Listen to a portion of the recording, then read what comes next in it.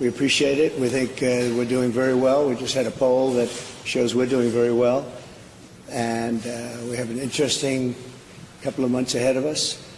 I'm going to North Carolina right now. We're going to speak on the economy. It's basically a speech on what's going on with our economy. It's gone very bad under this group of people with inflation, with the economy itself, and so many other things. The other thing we're going to talk a little bit on is crime. If you look at the migrant crime in New York, it's been out of control, and it is everywhere, as I predicted a long time ago. And we'll be talking a little bit about crime and all of the people that have come into our country illegally, millions and millions. I think it's close to 20 million, maybe it's more than 20 million. And they shouldn't have been allowed to come here. It's causing tremendous problems, causing death. And just it's been a horror show. Nobody's seen anything like it, and it's only going to get worse. They should not have allowed this to happen to our country. With that being said, I'm leaving for right now North Carolina. Do you have a question? Yes, sir. What has the FBI told you about the hacking your campaign? Well, they're looking at it, and they're doing it very professionally, and it looks like it's Iran doing it, because Iran is no friend of mine, and a lot of bad signals get sent. But it looks like it's Iran doing it, and the reason is because I was strong on Iran, and I was protecting people in the Middle East that maybe they aren't so happy about that. So that's what it seems to be, Iran. Is that what the FBI told you specifically, that it was Iran? I don't want to say exactly, but it was Iran. And you said Harris's crowd sizes were AI and that there weren't people there. There's all kinds of video evidence and people who were there who have proven that false. Can you tell us about why you made that claim? Well, I can't say what was there, who was there. I can only tell you about ours. We have the biggest crowds ever in the history of politics. We have crowds that nobody's ever seen before, and we continue to have that. We have a level of enthusiasm that nobody's seen before. They want to make America great again. That's what's happening.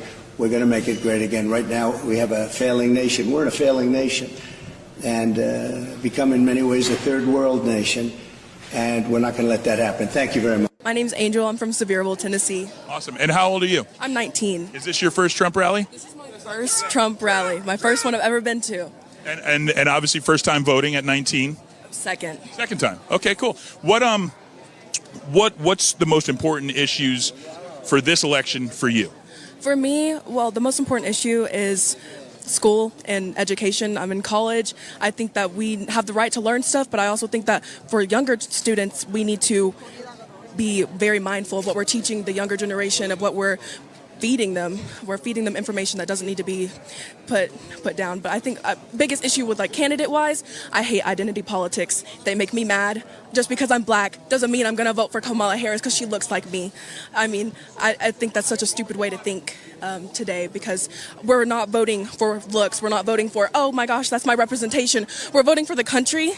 And it's important that we think that, oh, I'm going to vote for the country. I'm not going to vote for me, myself, and how I look. How does that break down when you guys are going into this game? What's your mindset? It is really dangerous, and it makes us feel nervous because, men and women are different, and they're built different, and we can't change that. That's the way God made us. So I think that it is completely, it's stupid that men could be able to play in women's sports. So. Well, there's men's teams and there's women's teams for a reason. And, when I was in high school and I played high school basketball, there's never, we would scrimmage against the girls. We would always win, unless it was maybe 3-on-5. But for the most part, what are your thoughts? What are you specifically thinking when you're going into the game? Give me your mindset, going in, this person you're going to have to play against. What's your mindset? Well, I think totally he's just way stronger, that's how guys are built. And like Ellie said, it's just not safe. You could just get hurt easily. And also it kind of gets into our heads a little bit too. We're all thinking about it. Even if we're on the bench, the whole team is talking about it. So does it take away from what you guys are playing? Are you thinking more of that, more than hey, we have to win the game, as opposed to, hey, I don't want to get hurt? Yeah, well, 100%. I feel like we would go into the game thinking about it, before we even got onto the field or anything. It's definitely a distraction. Totally. And I think in the locker room, too, it's not right. No, I agree. Dana, good morning to you both. Well, I'm outside the auditorium where former President Trump is going to take the stage in a few hours here. But as always, usual with his rallies, folks come out here. Supporters are usually out here hours, if not the day before. I've been talking to some folks behind me, and you can see they're standing out here. But Dana, walk with me over here. Look how long this line is. It actually goes down about 3 blocks minimum, and people, just hundreds and hundreds of people just lined up here for hours ahead of this rally before doors open here. I've been talking to a few people here. They want to talk about the economy. They've been telling me how hard the economy, inflation has hit them at home, at their kitchen table, and that is exactly what the former president says that he is going to deliver on today. Now, Trump narrowly won North Carolina in 2020, but today he's rallying in a part of the state, a county actually, that went Democrat, has gone Democrat in every presidential race since 2008. North Carolina is also one of those 7 battleground states where the super PAC MAGA Inc. is spending $100 million from now until Labor Day. It is a focus for the campaign. And the rally comes as Trump tries to refocus his strategy against a brand new opponent. What's up, Trumpians? Thank you for tuning in to the Asheville, North Carolina Trump rally. This is going to be a different kind of rally, not what we're used to. First off the bat, this is probably going to be the smallest venue I've ever seen him hold one of these rallies at. This is at a place called the Harrah Center in Asheville, North Carolina. I think it only seats like 2,500 people, so it's not big. Maybe they can get a few more people on the floor to bring it up to around 3,000, but it's not big at all, which made me wonder, why is he going to Asheville? If any of you have ever been to Asheville, beautiful area up in the Smoky Mountains. My in-laws are littered all through the Smoky Mountains, through Asheville itself. In fact, one of Robin's cousins is going to be at the rally and sending me pictures, so that should be pretty cool. But North Carolina is a state Trump has to win. He has to win this state. I think it's a given that with looking at these battleground states, North Carolina, South Carolina, Georgia, he needs to sweep the South. He's got to have that. So if you heard what he said earlier, he's going to be talking about the economy and crime. And crime, basically up there, in case you don't know this as well, Asheville and all throughout the Smoky Mountains has been inundated with fentanyl. They have had a fentanyl problem for quite some time. It's been unflippin' believable what's going on. You wouldn't think it. In this little, mountain area town, Asheville is a big college area, and so not sure why it has become that way, but he's going to be talking about the economy and probably, he said crime, but probably the drug use as well in terms of what's been imported because of the newcomers. It was very interesting. Again, you don't hate the media enough. These people absolutely suck. That's the only nice way I can even say it. I would use better words. So here he is talking about going to a rally and talking about crime and the economy. And what's the reporter say? You have a chance to ask Donald Trump a question. He's calling on you. Okay, you got a question? Give me a question. What do you got? And what does she ask him? So you're talking about crowd sizes and, she's been getting crowds. What is wrong with these people?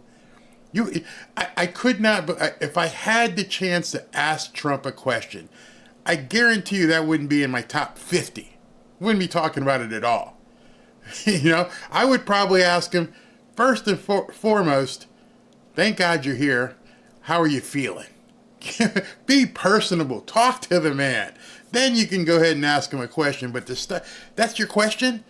You have arguably the leader for the presidency in front of you wanting to ask you a question? Letting you ask a question, and that's the best you can do?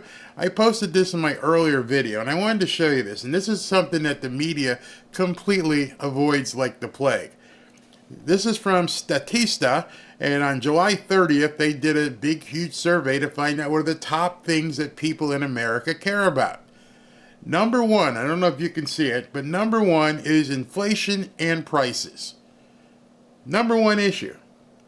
Number two is immigration. If I'm a reporter and I'm walking up to talk to a presidential candidate and he's willing to call on me, I'm probably going to ask him about the top things that people care about. I might be able to break some news. Hey, did you hear about Kamala today? Kamala says that she's just going to let the detention centers fly wide open. What do you think about that? Because that's what people actually care about, not crowd sizes. You're moronic for her to even ask that. But then again, today, they got caught cheating. They got caught cheating in August. That's how bad it is. Listen to this. Axios reporting the campaign is giving real news articles a pro-Kamala Harris spin and then using them in Google ads. Martha McCallum's been looking at this, and she joins us now. Good morning to you. Welcome back. Good morning, nice Bill. to see you. Great to see you. Get ready for Chicago, all right? Here we go. Save that for a moment here. So the trick was we'll make it like an ad, and we'll reframe the headline so that when you're searching, maybe you see the spot and you read the headline, but maybe you don't understand that it's actually sponsored by the campaign. Show it, guys. Here we go. So this involved what? They cited CNN, NPR, Reuters, Associated Press, The Guardian a lot. And you would see this as you were going through your internet search. So let me just explain to you what they did. As you're seeing this ad that pops up in Google, and when you run a Google ad, you can target keywords, you can target different things that people search for. So if you said, hey, listen, I want to target United States economy, and anytime somebody searches United States economy, I'm going to bid, basically that's how you place your ads, I'm going to bid so that my ad shows up. When you place that ad, and I've literally placed millions of dollars of Google ads, you have to, there's a boxes, number of boxes that you fill in, which is the title, the text, the subheading, and you have so many characters you have to use. What they did was they linked it to an article, but before they linked it to the article, which is like the fourth field on the ad placement, they faked the title. So if the title of the article says Trump and Kamala spar on what's best for the economy, let's say that was the title, they completely took that out and said, as you see, Vice President Harris has better economic ideas. And you look at that and you're like, oh, that's the title of the article. So in a very short way, that's what they did. They spoofed the article and the information that it's linking to, which if you did it or if I did it, you can get your account suspended. And, well, that's cheating. Wow, it is. That's cheating. Yeah, this is really, and I should also point out that Google says that there was a glitch in their system. You ever notice the glitches always go in the favor of the left? They didn't say, if I ran it, it wouldn't be a glitch. They'd shut my account down first, and then they'd say, okay, something happened. She's not going to have any problem. They're not going to do anything. The only thing that happened is she got caught, and some news organizations are actually reporting it. They cheated. That meant that some of the sort of barriers that they try to put in to make it clear what this is weren't working. Which is BS. Anybody who runs Google ads or search ads or SEO, as people will say, who's ever done it will tell you, no, it doesn't do that. In fact, it's so strong. If you put an exclamation point in your fields, it'll kick it. That is, you cannot spoof another person's property, which is basically what they did. They spoofed a New York Times article or spoofed a whatever. Oops. I wonder if it was true for other campaigns as well. We don't know that yet, but they say they're looking into that. But just as an example, so this is a Guardian headline. VP Harris fights abortion bans. Harris defends reproductive freedom. Well, those things are true. That's a factual statement. That's something that she backs and supports. But then they have a description under the headline. So you know how there's a headline when you read a news story. Then there's an under headline. Subhead. It's called the subhead. You read in the news story. But it says this: VP Harris is a champion for reproductive freedom and will stop Trump's abortion bans. So the second line in what looks like a news story is actually a campaign slogan. So they cheated twice there. Number one, they spoofed the ad that the article is being linked to it, and then secondly, they completely lied in the ad copy. Trump doesn't have a baby removal ban. It's at the state level. He has nothing to do with it. The Supreme Court already adjudicated this. As my earlier video this morning was, are liberals that stupid that you can keep saying things that don't exist and they'll keep eating it up? Campaign statement. And, we all look at so much information, take in so many things so quickly throughout the day, right? This is very subtle, very manipulative. And in a moment when you also have a stepped up threat from Iran trying to get their bots into all of this and influence people in ways that are very subtle and difficult to figure out, this is something that I think requires a lot of diligence on the part of people who are looking for this information. And Google says it's just what? They got one by the goalie? Yeah, Google says... Yeah, oops, sorry. I'm sorry, she got one by us. She wasn't supposed to do that. Oops, sorry, won't happen again. Our bad.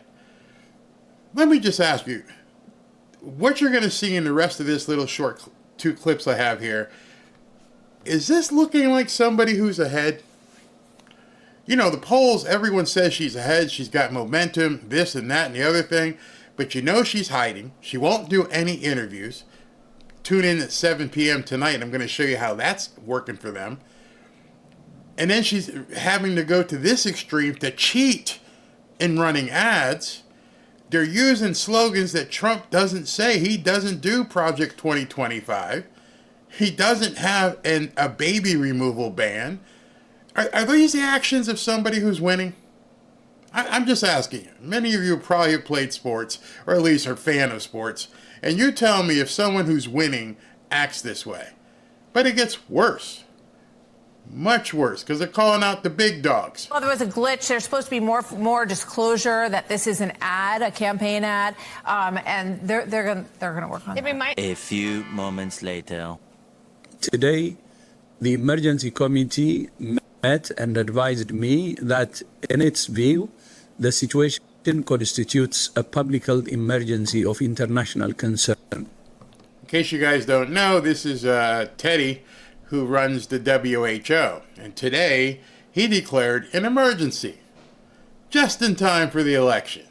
Just at the nick of time as we get into election season, the WHO decides, hey, we got another one coming. This time it's monkeypox. I have accepted that advice. The detection and rapid spread of a new clade of Mpox in eastern DRC, its detection in neighboring countries that had not previously reported Mpox, and the potential for further spread within Africa and beyond is very worrying. In addition to other outbreaks of other clades of Mpox in other parts of Africa, it's clear that a coordinated They think we're stupid. My video couldn't have been timed better, my video earlier. Are you stupid? Because here they come again. National response is essential to stop these outbreaks and save lives. Here we go again. Unbelievable. They are pulling out all the old tricks, doing everything the same way they did 4 years ago. Now here comes this guy saying, yeah, we got something else to worry about because something's going on in Africa, and we got to make sure the entire world understands that you are now having a, potentially could have a big problem because what's going on in Africa. So let me just tell you something, and I don't mean this in any sort of demeaning way. I don't want anyone afflicted to have any issues. But 2 things. One, it's Africa. And if it's starting in Africa, why don't you close the friggin' border and stop letting people from Africa in the United States? Seems like it would be a smart thing to do if you really cared about Americans. Just shut it down. I'm going to leave that over there. And by the way, why does it always start in Africa? What are you doing to the black people in Africa that all these things that you can't allow to talk about keep happening over there? And then the last piece that I want to bring up, which of course nobody talks about, 99% of the people afflicted by this outbreak are of the how can I say this? The backdoor loving type men. Did I say that delicately enough? No, I don't wish disease on anybody, but if the most likely people who are going to get this thing, one, are in Africa, shut it down, and two, are people who enjoy rear entry, best way I could say it, how about you just tell them people, watch out, or wear something, or don't do it, or whatever. That way, it kind of stops. It won't stop at all. But if that's the major part, 90+% is infections are of that demographic. Perhaps maybe you should just keep them from doing the dirty. That's all I'm saying. No need for a national emergency. You're probably afraid of people having to wear the scarlet letter again, like they did back in the 80s when we found out that other thing that went around. Can't say that either? No. You sure? No, I can't say that either. But I don't want to shun people, but why would you shut the entire friggin' country down and claim a national emergency over something that doesn't even affect 99.1% of the people in the United States? Is this why they're always around kids? Is this some sort of devious plan? I don't know. But the easiest way to basically start division again, to have people looking side-eye at certain people in our demographic, is to find out that, oh, so you guys got another one coming? Y'all starting another one? And it's solely avoidable if you don't decide to basically party in the rear? And we're supposed to worry about it? Hey, Ted, how about you F off and then turn around and F off some more? I'm pretty sure I speak for most of you here. We're not complying this time. There will be no compliance. Ain't happening, bro. We've seen this movie way too many times. That's all I got to say about this right now. I'm watching the monitor to see what time Trump walks out. 3:55. Let me hear what you guys got to say about this. It's in their blood, and what happened here?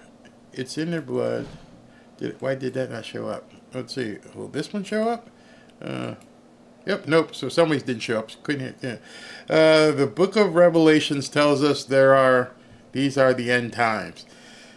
Get right. All I can say is get right. Man. It's Barry, you are our voice. I just like this to say it as I see it. You know what I mean? This isn't brain surgery. You and I both could probably be, somewhat presidential in this regard, going, hey, this is pretty much an easy thing to fix. Stop it. Don't let it in. Not like you can put it in a box. Not like, you're spiking fentanyl in it. Well, maybe they are. Just don't do that thing. And don't be around people who do that thing, which is going to cause more division. Sick. Nancy, you are absolutely correct here. But in any event, here it comes. They're bringing it again. They're going to do the same stuff all over again. But I'd like to see in you guys in terms of what you have to say about it. Thank you very much, James Calderia. Thank you. Are you going to comply if this thing goes the way it seems like they're taking it? How many of you are going to say, yep, you know what, I'm going to stay in the house, close my business, not go to church, not go to the gym. We're just going to hang out and let this thing play out, even though you have less than a 1% possibility of being afflicted. If that's all it is, bring it. Yeah, again, don't listen to me. Go do your homework. Always will tell you, go do your homework. find out who this thing, because I can't say it, who it afflicts and how it happens, how it spreads. Do your own homework. I beg you to do your own homework as often as possible, not with just what I say, but with what other people say. When you find out, even though that's kind of tough because they're scrubbing all kinds of things on the internet. So before they get to this one, go ahead and look up, how does this thing spread? And you'll find out. Buttigieg is scared. Oh, man. The only way Trump and Vance lose to these nut jobs is compromised election. The news media is using propaganda to inflate her poll. You're so right, and I'm going to show you Friday. We'll show you on Friday what that's all about. Melanie says they can go to HE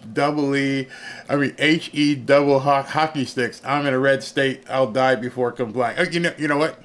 That's a good point, because you guys know I dabble in real estate. My wife's a real estate agent. I'm a real estate investor. What a great time to be in Florida. Come on down. We're going to sell you some houses. Get you all set up here, because damn if I lived in a blue state. If I needed more, if everything I've seen over the last 3.5 years didn't do it, even them talking about it right now, it's like, honey, pack the shit. We got to get out of here. All right. I understand what's happened in New York. Early this morning, I told you guys something else was, as this economy does whatever it's going to do. And remember, all these newcomers, they shoved them in hotels. Now they don't got the money to pay for everything. And they're going to dump these people on the street right in time for the cold weather. And you watch what happens. You think there's been a crime spree thus far? You wait till these people are cold. Remember, most of them are coming from warm countries.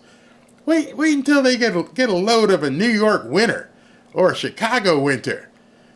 What do you think they're going to do when that happens? So if you're in these cities, might be time to basically reserve a U-Haul now, because shit's going to hit the fan. It's coming. And there ain't nobody coming to help you. There's nothing people can do. They're way outnumbered. There's way too many of them. They're already wreaking havoc in some of these cities.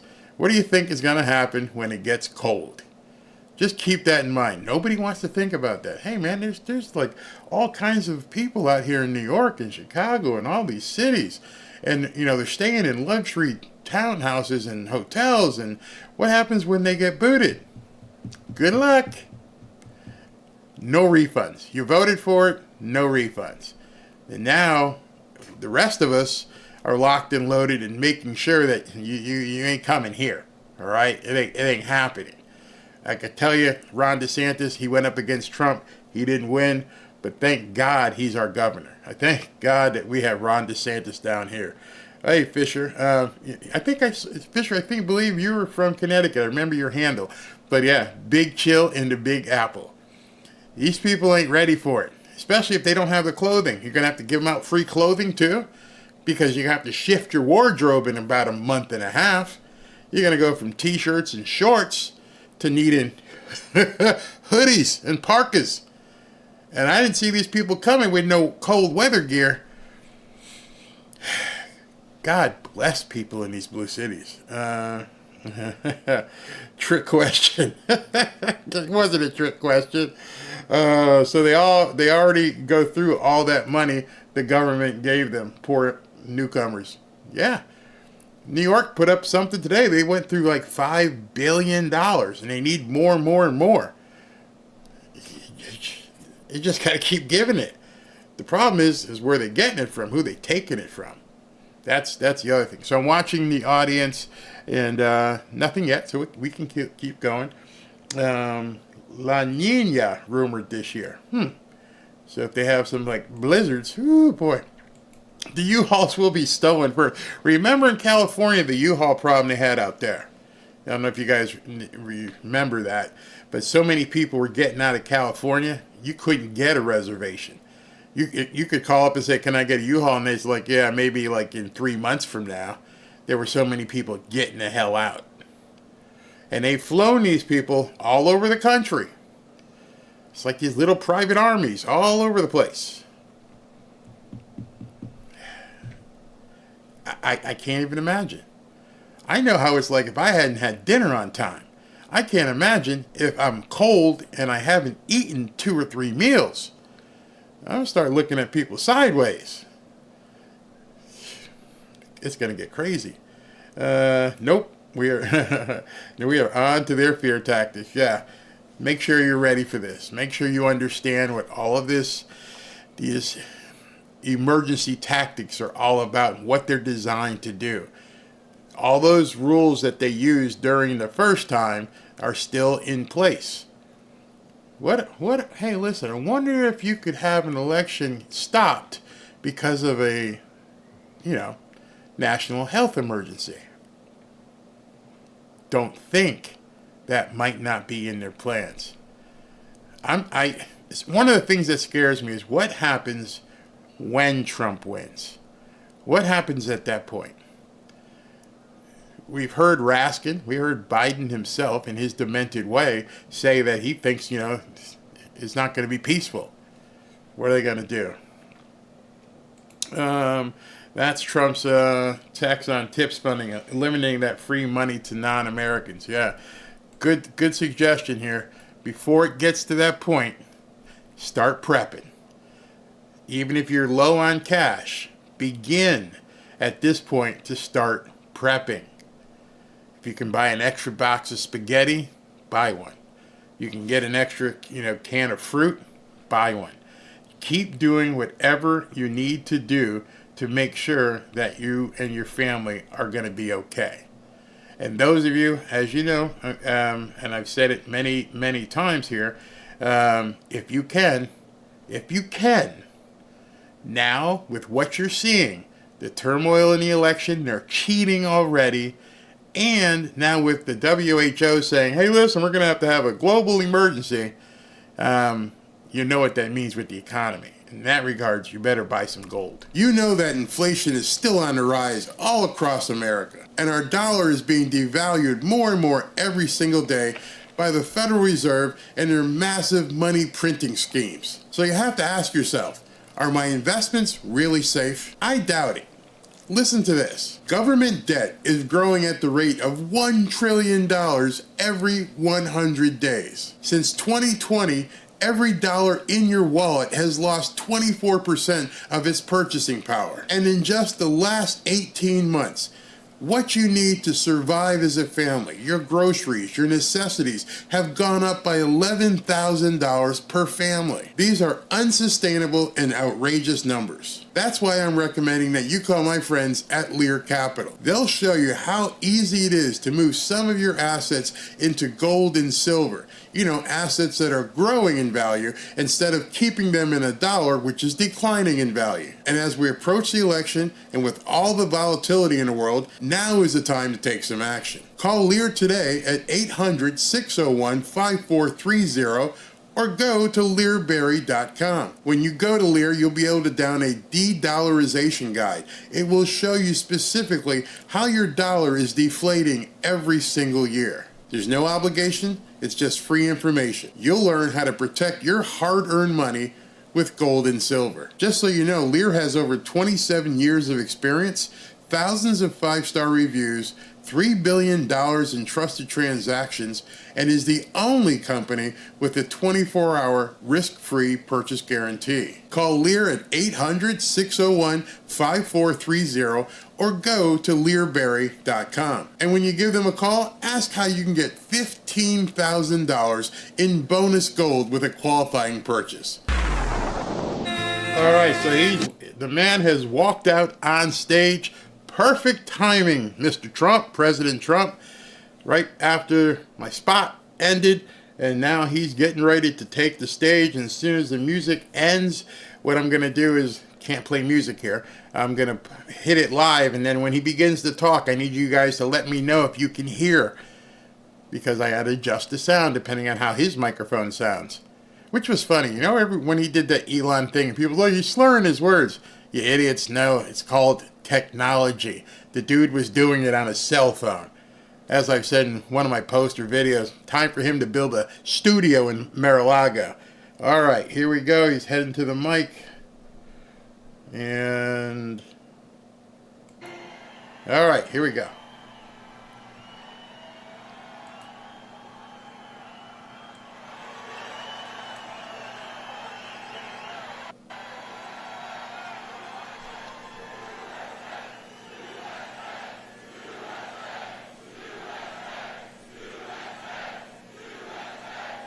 Well, thank you very much. And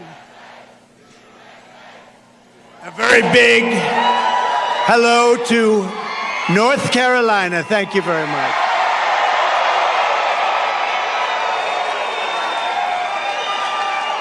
It's great to be back in this beautiful state with the proud. Let me know if the volume is okay as I turn it back on. Our country. You make our country run.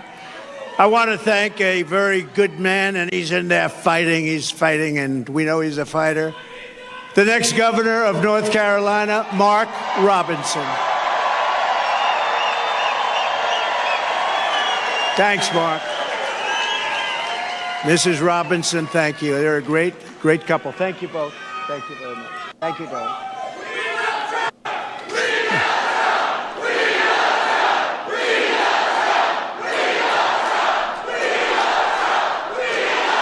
Thank you very much. Well, this is a very frisky group, I have to say.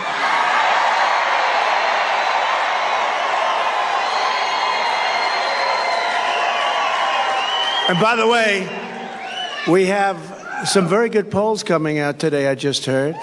Despite all of the fake publicity about this radical left person from San Francisco. How's San Francisco doing? Not like North Carolina. No, we have some very good polls coming out, so that's good. You know, considering the fact that what they do, what the fake news is able to do, and yet we're leading, and let them have their convention, and who knows how that's going to turn out. Joe Biden is a very angry man, you know that, right? Because they took it away from him. They usurped it. They took it away from him. Terrible, terrible. And I'm not sure that they picked the right guy in him, but he got 14 million votes. He got 14 million votes. He got no votes. And you look at what happens. That's not the way it's supposed to happen. They are a threat to democracy, right, as they say. They are a threat to democracy. But thanks as well to members of Congress, Chuck Edwards and Virginia Fox, warriors. Thank you, wherever you may be. Good. Thank you. Thanks, Chuck. Thank you, Virginia. State Auditor candidate Dave Bollock. He said, I'm only in politics for you, sir. Where is Dave? Anybody that would save, Dave, if you say that, and do you mean that? If you mean that, I'm for you all the way. He has my endorsement.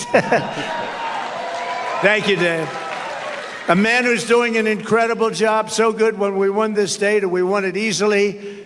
I said, Michael Watley, you're going to head the RNC with Laura. And they're doing an incredible job. And also your North Carolina GOP chairman, Jason Simmons. Jason, thank you. We're doing okay? We're doing good, Jason? Okay, we're way up here. We got to make sure everyone gets out and votes, but we're way up, so I want to thank you. We've had tremendous experience here. We won every time we were in. A special place. Well, my son, you know, he and his wonderful wife, you know who I'm talking about, Lara.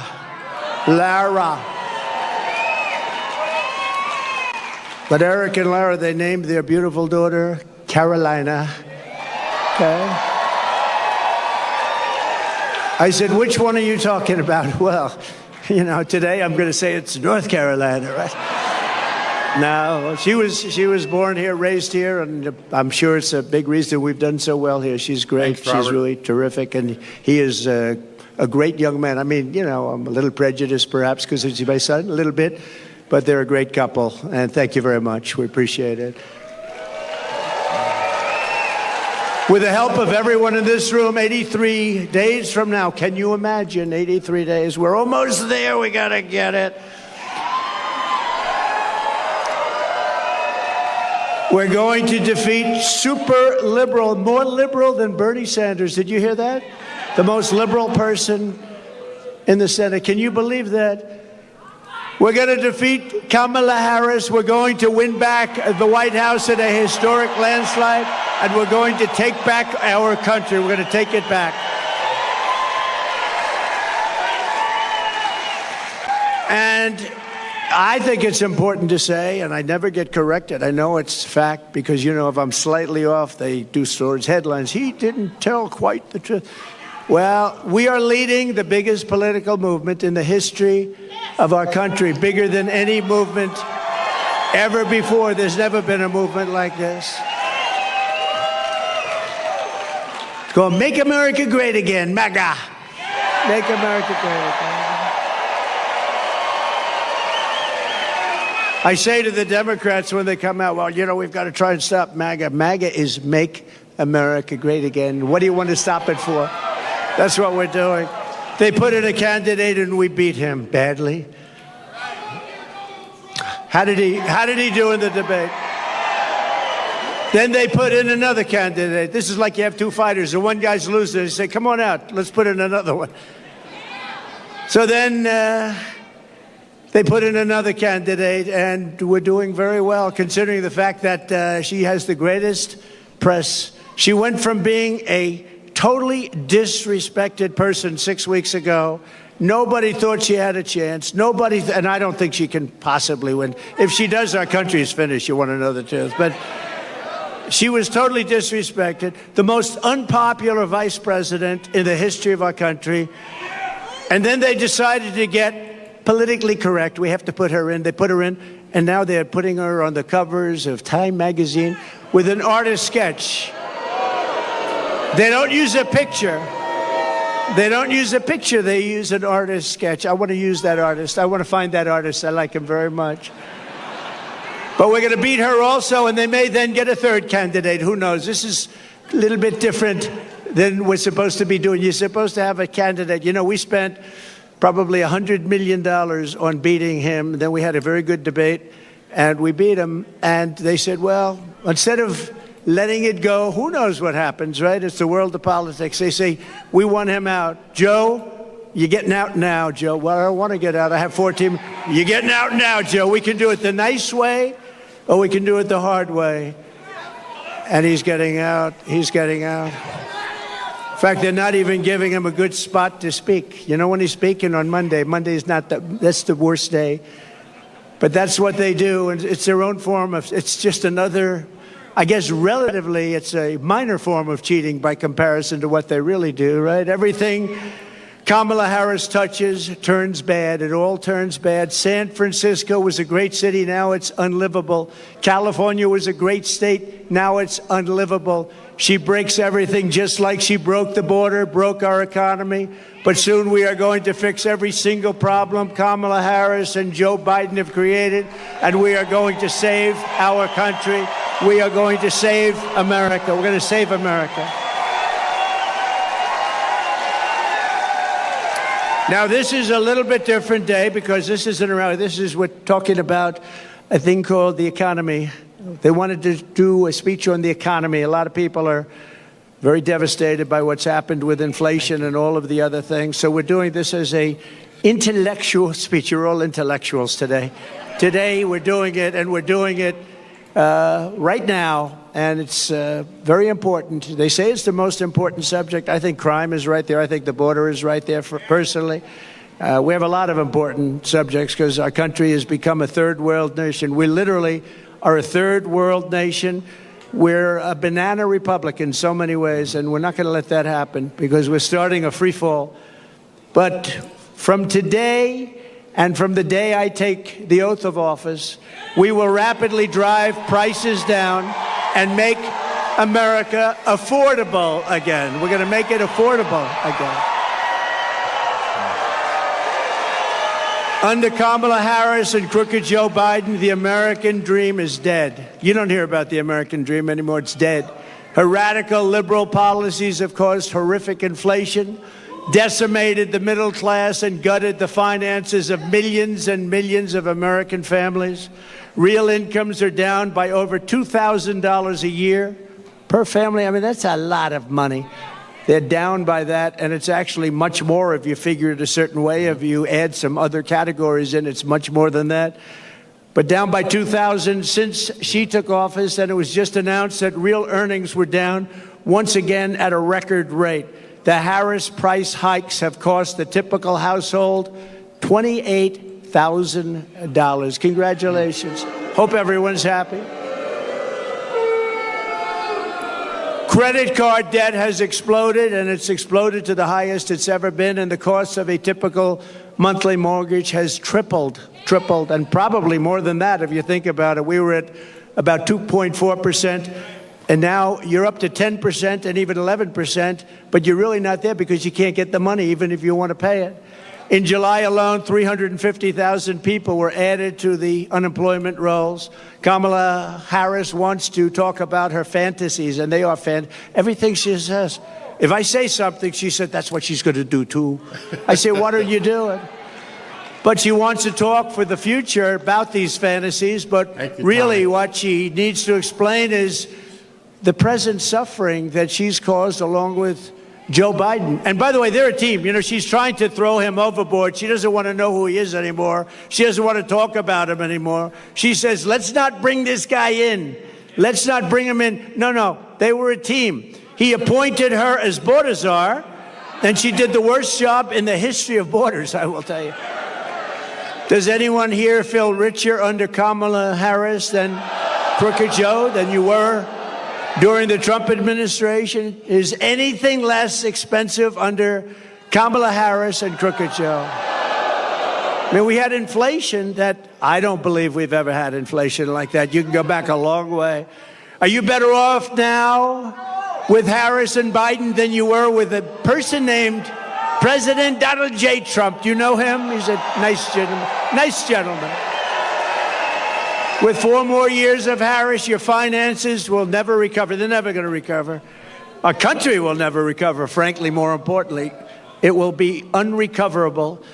Vote Trump and your incomes will soar, your savings will grow, young people will be able to afford a home, and we will bring back the American dream bigger, better, and stronger than ever before. Yep. Thank you.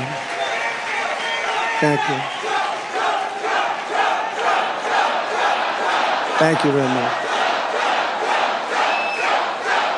Thank you. Look at this. We have a lot of front row Joes here. Wow. Hello. What a great group of patriots they are. I don't know. They've gone to, I think, 219 or 220. And this isn't rally, but this is a different kind of a thing. Today we're going to talk about one subject, and then we'll start going back to the other, because we sort of love that, don't we? But it's an important, they say it's the most important subject. I'm not sure it is, but they say it's the most important. Inflation is the most important, but that's part of economy. Kamala Harris wants to be in charge of the entire U.S. economy, but neither she nor her running mate is the beauty, isn't he?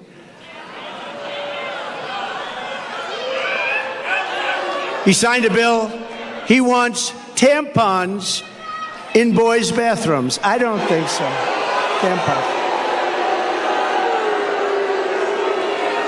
But they've never held a private sector job in their entire professional careers, and it's no wonder they're both socialists. They're actually beyond socialists. I think they skipped over socialists. That's why I think when people find out, because you don't know who these people are, I think when people find out who they are, I personally don't think they can do well in the election. They've destroyed this country. What they've done, when you look at San Francisco, what happened to, and she was the one that started it years ago. She was district attorney. Then she was the attorney general of the state of California. California is a disaster now. Now, Gavin Newsom hasn't helped very much, but it's a disaster. She was the one.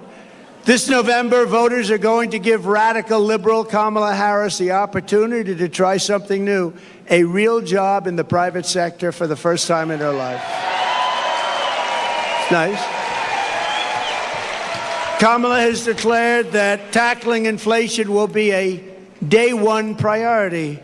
Just think of it, for her, but day one for Kamala was 3.5 years ago. Why hasn't she done it?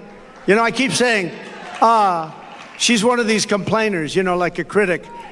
I remember growing up, I'd see plays on Broadway and I'd go to different things, and you'd always have critics, they criticize, but I'd see, and they were critical, but they never did it themselves, you know? She's a critic, that's all she is. She never did anything. Nothing that she ever did worked. When Kamala lays, and she got lucky with this, she was the first one out. She was 22 people, I guess, I hear. I just asked, I said, that many? A lot of people. She never made it to Iowa, the great state of Iowa. She was the first one out. She had a lack of skill, and people didn't like her, and now she's running for president, and she never got one vote. Think about that. When Kamala lays out her fake economic plan this week, probably will be a copy of my plan, because basically that's what she does. Just remember, she goes to work every morning in the West Wing. Her desk is 10 steps from the Oval Office. She cast the tie-breaking votes that gave us record inflation, and for nearly 4 years, Kamala has crackled as the American economy has burned. What happened to her laugh? I haven't heard that laugh in about a week. That's why they keep her off the stage. That's why she's disappeared. That's the laugh of a crazy person, I will tell you, if you haven't known it. It's a crazy. She's crazy. They told her, don't laugh, don't laugh. No, it's her. No, her laugh is career-threatening. They said, don't laugh. She hasn't laughed. She doesn't laugh anymore. It's smart, but someday it's going to come out. That's the laugh of a person with some big problems. She says her plan is going to be and bring down prices. She thinks she's going to bring down prices. Then why? Here's a simple little few words. Why didn't you do it, Kamala? Why didn't you do it? You've been there 3.5 years. Why aren't you doing it now? You can do it right now. I can say that with everything. Why hasn't she secured the border? You know, she was the border czar, right? She was the border czar. It was a big deal. She says now she wasn't the border czar. That's okay. She was in charge of the border. Call it whatever you want. But she was in charge, and it was the worst. This was the worst border in history. There's never been a border in the world like this. Why hasn't she brought back the jobs? Why? She talks about jobs. We're going to come up with a new plan. She's been there for 3.5 years with a man who, frankly, she defrauded the public because she didn't tell you about that man. I exposed him during the debate. Thank you very much. Thank you.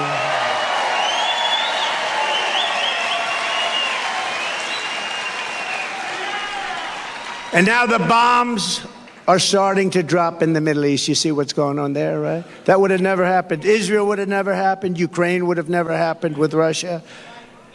You wouldn't have ever had an embarrassment like that Afghanistan disaster, with worst, most embarrassing day in our country's history.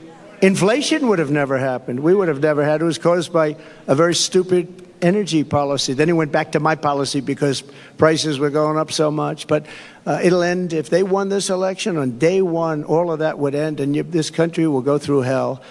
And it can never come back. Once it goes, it's pretty far down already.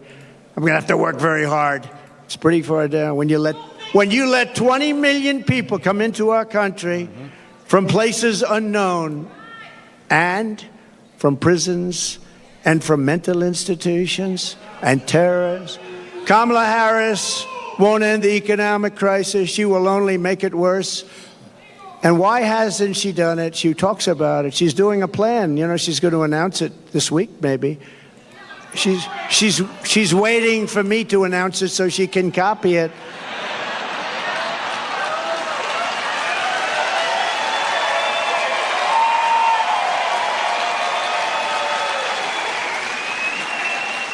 Like, remember a couple of days ago? And we will have no tax on tips. I said that was my plan. Not only didn't she, I mean, they came up with a plan to go after all these people violently. Then one day she just uttered that sound, but she'll copy a lot of other things too. But she'll never do them. She'll never do them. She'll say them for the election, but she'll never do them. She can't solve the problem because she is the problem. She really is. People like her.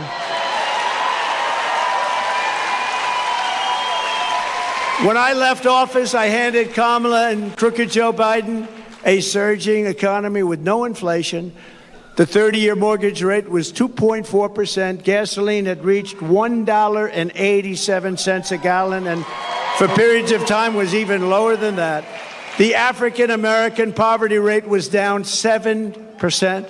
The Hispanic American poverty rate was down 8%. The biggest drops, the greatest drops that you've ever seen in this country. They've never had it so well. Nobody has. Every group, men, women, Hispanics, Asians, blacks, everybody was down at a level that nobody's ever seen. We had some of the greatest periods of economic growth and health that any country has ever seen. I think probably more than any country has ever seen. In 4 short years under President Trump, we passed the largest tax cuts in history, the largest regulation cuts in history. We unleashed American energy and real income surged by more than $4,200 in just a short number of months. I mean, it was nobody, you never had it so good. Now you're not doing so well, I hate to say. We had the strongest economy in history. There's never been a country that had an economy like us. I gave Harris and Biden an economic miracle, and they quickly turned it into an economic nightmare with a nation-wrecking agenda ripped straight out of Kamala's San Francisco liberal playbook. What they've done to poor San Francisco. Well, we're gonna try and bring that back too. Harris and Biden waged war on American energy, threw open our borders, flooded the country with low-wage migrant workers, passed the Green New scam, racked up almost $10 trillion in debt, and buried our workers in job-killing regulations, costing $10,000 per family. That's a lot of money. You don't have to imagine what a Harris presidency would look like. You're living through the misery right now, except it will get worse, and you're paying the price, a price like nobody's ever paid, and we're disrespected all over the world as a country. We were respected before Putin respected us, President Xi of China respected us, Kim Jong-un of North Korea respected us. We were respected by everybody in the world. Today we're being laughed at. Today we're being laughed at all over the world. You're paying the price for Kamala's liberal extremism at the gas pump, at the grocery counter, and on your mortgage bill, and on everything else. How about your car insurance? How's that doing? Not too good, right? Yeah. I saw today it's up like 82%. We're not going to let this incompetent socialist lunatic keep breaking our economy for 4 more years. It'll destroy our country. On Election Day, we're going to tell her that we've had enough, that we can't take it anymore, Kamala. You're doing a horrible job. You were a terrible attorney general. You were a terrible district attorney. You're the worst vice president in history. Kamala, you're fired. Get out of here. Go. Get out of here. Right? Get out. Boom.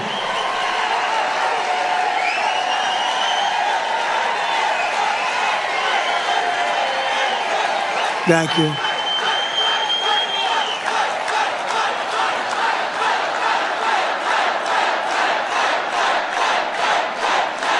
Thank you. Thank you very much. That was not a pleasant day. I'll tell you, front row Joes were there. Front row Joes were there. They've seen it all, haven't you, huh? You've seen it. That was a horrible day. That was a terrible day. She's flip-flopping on every single thing she's ever espoused or believed in, the border, health care, crime. But she truly is a radical. She's flip-flopping on everything to get elected. After she gets elected, it all goes right back to where it was. She refuses to do any interviews or press conferences. Almost 30 days now.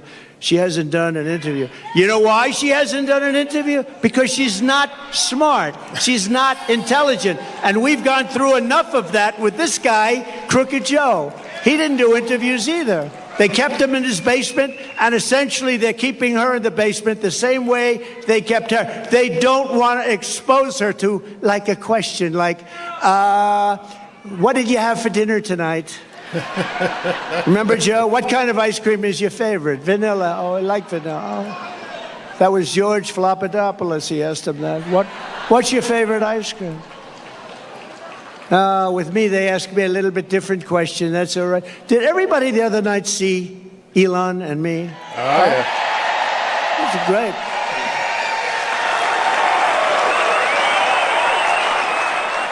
That was one of the most successful shows ever done. I mean, that was a lot of people like him. I think they like me too, come to think of it.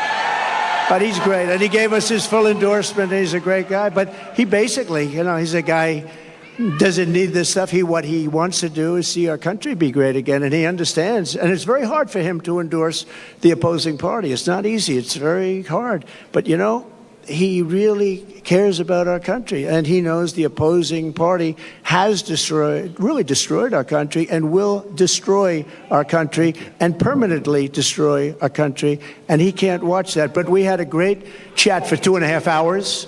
2.5 hours being grilled by Elon, and we had a good time, actually. We're talking about something we love, our country. Much easier when you love something, right? She doesn't want anybody to know what she's really for, and that way she can change it, I mean, she'll tell you what she wants and change it the way she wants it, and ultimately it'll be the way she wants it. I mean, the clown that she picked as a vice president, this guy's a clown. He was so bad. When Minneapolis was burning down, he didn't want to call in the National Guard. I got him on the phone. You got to get the National Guard. Get it. I'm telling you, if I didn't force it upon him, you might not have the city. Remember CNN standing up? This is a season of love. This is a very peaceful protest, and the whole city is burning down behind him. You ever see anything? As far as the eye could see, the whole thing looked like World War II. Speaking of World War III, I'll keep you out of World War III. He's going to put you in World War III. We're very close. You're very close to being in a war, a big war, a world war. You're very close. We've never been this close. And we have incompetent people in the White House, grossly incompetent people. There was no reason for Russia and Ukraine to go at it. There was no reason for Israel to be attacked on October 7th. Would have never happened. But a politician will always go back to where they started, and on November 6th, she will be a San Francisco liberal, again, destroying everything in sight. I wonder what she does after this. Our country will never recover, especially when added to the destruction they've already caused over the last almost 4 years. Think of our country. Think of the border. Think of what happened. We had the best border. My all-time favorite graph, right? That is my all-time favorite graph, not only because it shows the best border, but for another reason. I tell you what, I'm glad I looked around to look at it. Go, wah, pew. That's my favorite of all time. Even if it was...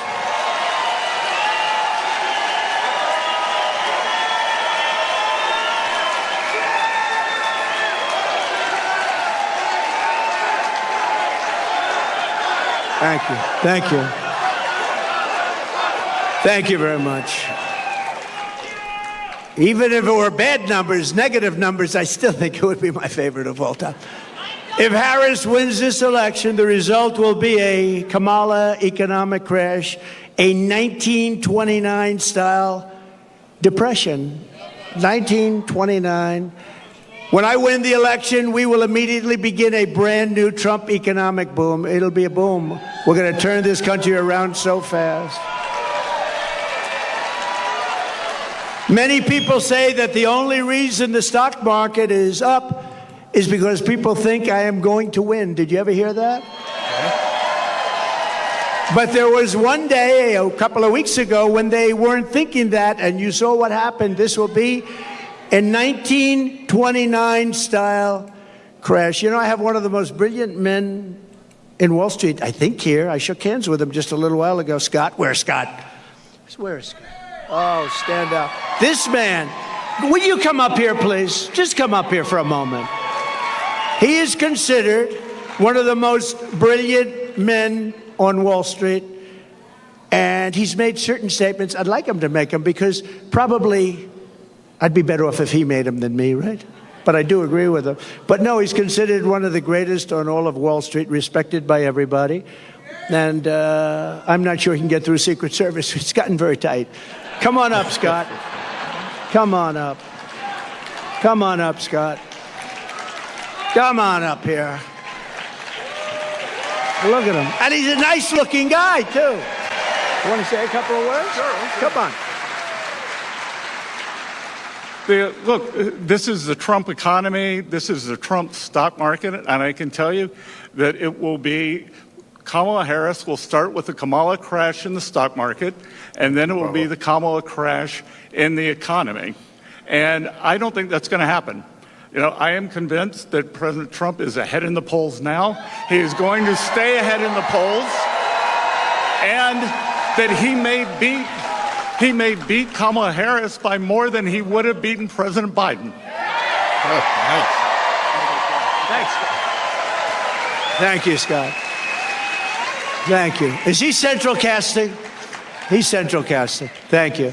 No, he's been very strong on that. He said that if they get in, you're going to have a 1929 style crash. He's been very strong on it. But others have said that too. And we don't want that to happen to our country. That would be devastating for you, for everybody.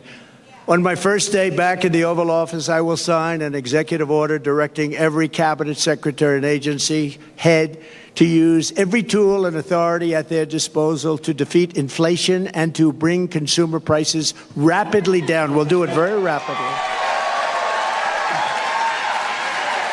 When you look at the costs of groceries, the cost of bacon, where it went up 4 and 5 times. Bacon. I don't order bacon anymore. It's too expensive. It will be a whole of government effort to raise the standard of living and make American life affordable again. It's going to really be a very important thing, affordable, because it's not affordable. Even if you're doing a little bit better, you've lost all of your money because of inflation. It's been out of control for a long time.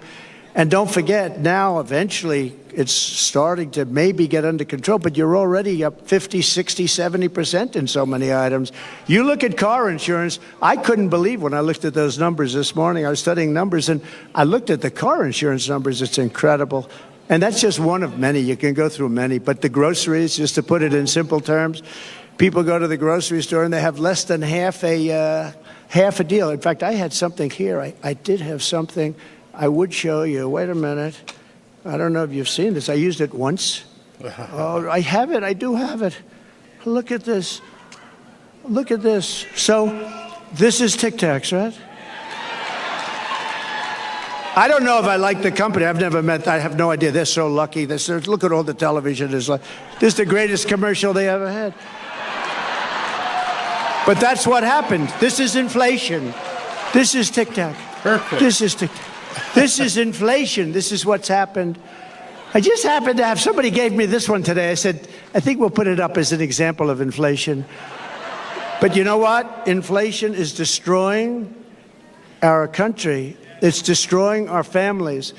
We will target everything from car affordability to housing affordability to insurance costs to supply chain issues. We have the worst supply chain we've ever had in the history of the country. To the price of prescription drugs. I will instruct my cabinet that I expect results within the first 100 days or much sooner than that.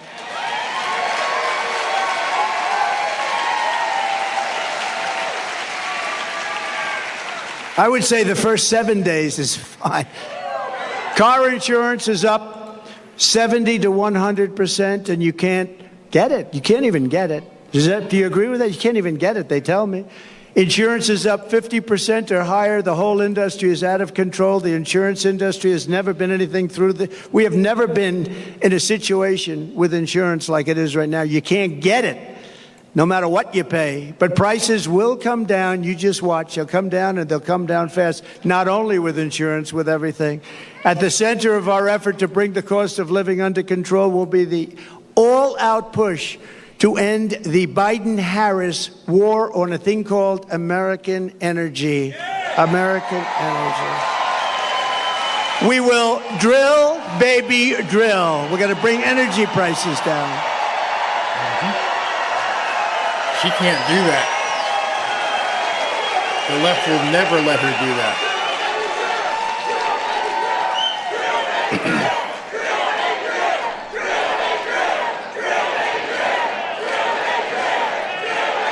Thank you. And just so you know, they stopped it, and it was terrible what they did. That's what caused the whole problem in the country, even with supply chains. I mean, it just caused a problem. And then they said, oh, go back to the Trump plan now. Now they're drilling. But the day after the election, if they win this election, the drilling stops. They're only doing this for purposes of getting elected. They said, let's go back to what Trump was doing. But the prices are still way high. You see $5 a gallon now for gasoline, and much higher than that in some areas. And we will put ANWR back into service. You know, ANWR in Alaska, it could be the largest oil field in the world. It could be larger than Saudi Arabia. It could be larger than what Russia has. And Ronald Reagan tried to get it. Good man. He tried to get it, couldn't get it. Bush tried. Everybody tried to get it. I got it. And it was tough. And I got it at different times because they stop it on environmental. You know, they use the environment to stop everything, right? You know that. And we're all environmentalists. We want to see what's right. We want clean air. We want clean water. But we don't want to destroy our country. But they stopped it. And we got it going. We got it going. We got it going like never before. It was all set to go. And then think of this. The first week in office, they stopped it. They gave it back. They said, no, we're not going to do it. The greatest, not only great for Alaska, which is an incredible place and beautiful state. They wanted it so badly. Economic development for Alaska would have been so good. But worldwide, I mean, we would have been selling oil and gas all over the world, especially with Asia because of where it's located. So Asia, all over the world. And they stopped it. But we'll start it up again very, very soon. We're going to get it very quickly. We'll get it approved again very quickly. And your prices are going to come tumbling down. Your gasoline is going to come tumbling down, and your heating bills and cooling bills are going to be coming down. You have places like in New England. I don't know how they put up with it. You have the highest costs almost anywhere. Your costs for energy, for heat, for air conditioning are through the roof. And you know why? Because they don't want to put a pipeline through a section of New York that desperately wants it to happen, a very poor area. They won't do it. And until fairly recently, you know who used to deliver them the oil? Russia. Russia ships were pulling up to New England. How was that? Under Kamala's extreme high-cost energy policy known as net zero, you know what net zero, they have no idea what it means, by the way. It's net zero. What does that mean? Nobody knows. Ask her what it means. We're going to go to a net zero policy. What does that mean? I have no idea. She's attempting to abolish oil, coal, and natural gas. 84% of U.S. energy supply. She wants it ended. Do you think that's going to lift your prices a little bit? Think of that. They're going to take away 84%. And the real stuff, that's the stuff that powers the plants. It's not wind that goes around and around. And darling, let's watch the president's State of the Union speech tonight. I'm sorry, we won't be able to do it. The wind isn't blowing, darling. We have no electricity. We have no electricity, darling. We won't be able to watch tonight. But perhaps sometime during the week it will be blowing and we'll be able to get our television on it. Upon taking office, Harris and Biden shut down the Keystone XL pipeline. They issued orders to close dozens and dozens of existing power plants, and Kamala has vowed that if elected, she will absolutely ban fracking. She said, I'll ban fracking just recently. I'll ban fracking. There will be no fracking. That means that she can't win the state of Pennsylvania because Pennsylvania is all about fracking. That's their biggest industry. And you know what, Pennsylvania, I hope you're watching because that's what she says and that's what she'll do and that's what she'll go back to. She wants to ban fracking and she's wanted it for her entire career. And we're not going to let her destroy our country like that. We're not going to let her. If Harris gets in, energy prices will skyrocket far more than even in Europe. You know, Europe's a basic disaster because they've tended to go a little bit woke, but that's now changing. Have you been watching? That's changing.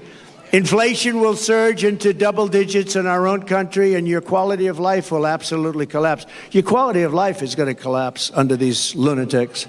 By contrast, she said it already has. Who said that, ma'am?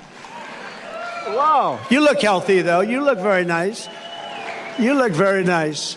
By contrast, I'm announcing today that under my leadership, the United States will commit to the ambitious goal of slashing energy and electricity prices by half, at least half. Wow. Okay. Wow. We intend to slash prices by half within 12 months, at a maximum 18 months. And if it doesn't work out, you'll say, oh, well, I voted for him. I still got him down a lot, but we're looking to do it. We're looking to cut him in half, and we think we'll be able to do better. And every single thing that I promised, I produced. Every single thing.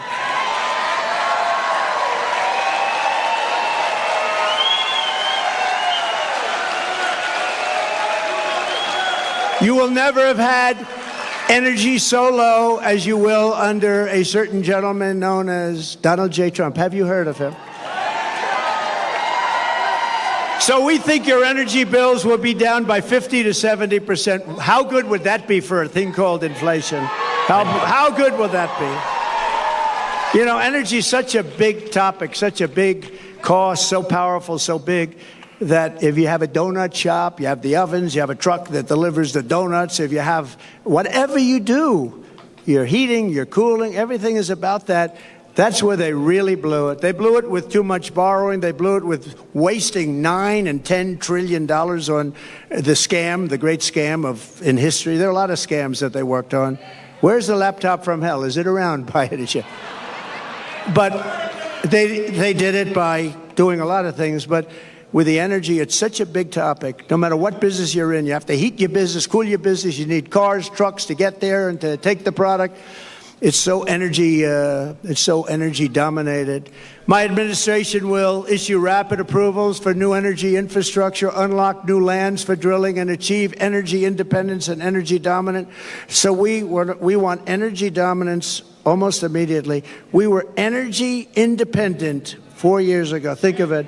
Today we're getting energy from Venezuela in the form of tar. We're getting it from Venezuela, tar. You ever see what it is to make oil out of tar? They have tar. They have a lot of tar. It's not good. You know where they make it? In Houston, Texas. It's the only plant in the world that can take this material and turn it into gasoline and oil. But no, it's tar, and they're doing very well.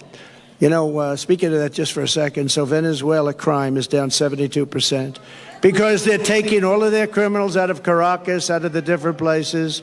Their mental institutions are literally closing up. They're taking the people from mental institutions, people from prisons and jails, terrorists. They have terrorists all over the place. And you know where they're bringing them? Welcome to the United States of America.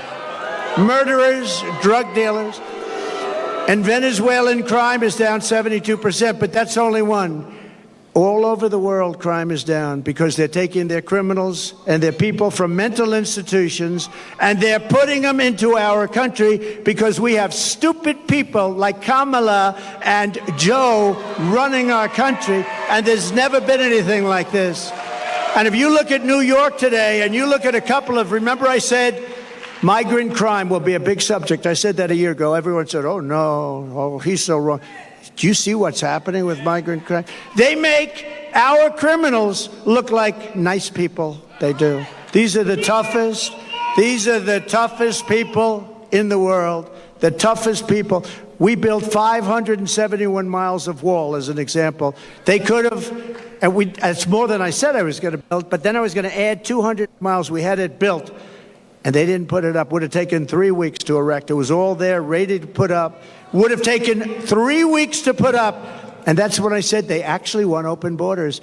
And Kamala wants open borders. And she said it for 15 years. She wants open borders.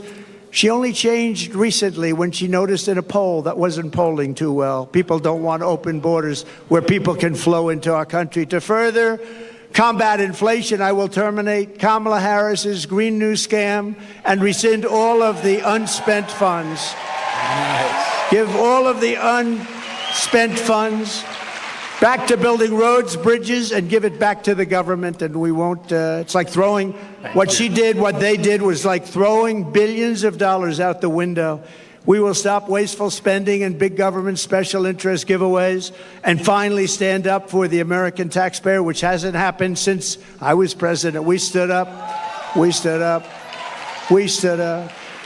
I mean, prior to COVID coming in history, there's never been an economy like we had. Then when COVID came in, we rebuilt the military. We defeated ISIS. Everybody said it would take 10 years to defeat. I did it in 8 months. We rebuilt that whole, we did so many things, and we created the greatest economy. I got a lot of credit on everything, including the economy. When COVID came in, we had to do certain things. We had to make certain moves. And if we didn't make those moves, Scott, and if we didn't help businesses survive for that little period of time, you would have had that 1929-style depression. That's what you would have had. We did a great job. Then when we handed it to them, the stock market was higher than it was previous to COVID coming in. Think of that. It was actually higher. And we handed them something that was a jewel. By the way, more people died from COVID in the Biden administration than the Trump administration, and he got it when it was ending all over the world. It was pretty much ending.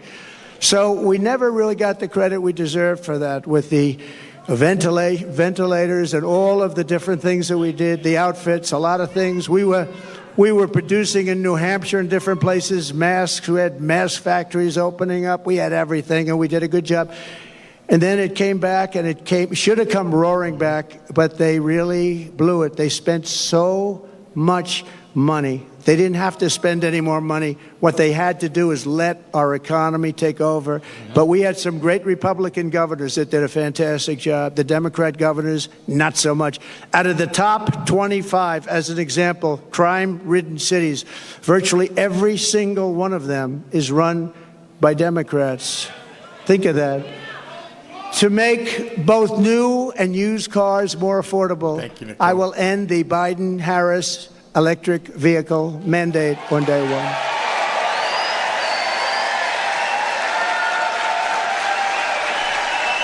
Doesn't make sense. And by the way, there's a great place for electric cars. They're going to do great. I think they're going to do great. And Elon's heard me say that many times. He still endorsed me. I mean, I wouldn't be able to change. It's a question of how far do they go and how much do they cost and all of the different things, factors. But electric cars have a great place in our country, but you have to be able to really get gasoline-powered cars, hybrids, many different types, diesel. You want diesel with trucks. They want to make trucks all electric. Going to California, you have 6 stops. With diesel, you have no stops. That's hard to beat, right? If they're too heavy, common sense. We're the party of common sense. An electric truck weighs more than twice, 2.5 times what a gasoline-propelled truck weighs, right? That would mean you would have to rebuild every bridge and tunnel in the United States. Oh, that sounds reasonable. It would cost so much money. The United States doesn't have, every country together doesn't have what it would cost. But there's a great place for electric, but there's a place for everything, and you should be able to go out and buy what you want. You go out and buy what you want. To further reduce consumer prices, I will immediately eliminate every single costly job-killing regulation the Biden-Harris administration has created, and they've created a lot. Remember, I took out 12 for every one I created, and we ended up doing more than that. We got rid of so many regulations that were so unnecessary. Some of them were 100 years old. In my first term, our regulation cuts saved the typical American family $11,000. In my next term, the Trump dividend will be even larger. It'll be a dividend. By repealing the Biden-Harris regulatory onslaught, we can save an estimated $20,000. And you're talking about a tremendous amount, $6,000, $7,000, $8,000 a year just in savings.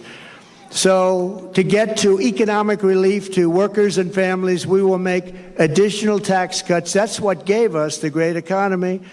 We'll make tax cuts additionally, we'll make them permanent because, we have a thing where they want to terminate at the end of the period when they expire. The Trump tax cuts, 5 years, they want to let them expire. That would mean your taxes would go up 4 times. You'll be paying 4 times much.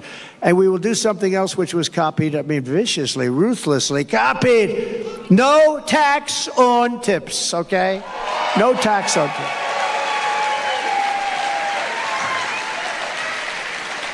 If they wanted to do that, why didn't they do it 3.5 years ago? Exactly.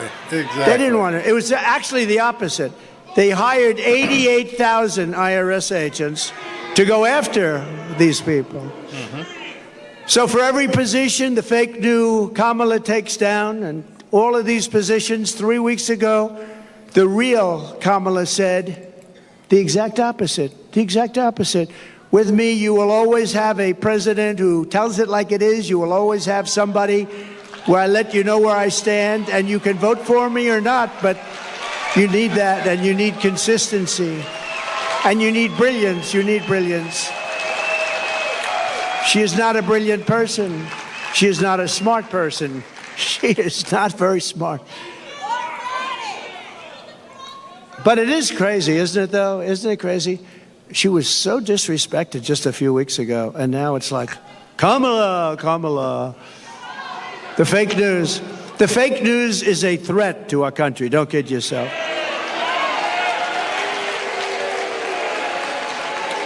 To help seniors on fixed incomes who are suffering the ravages of inflation, there will be no tax on Social Security. We're going to stop it. No tax on Social Security.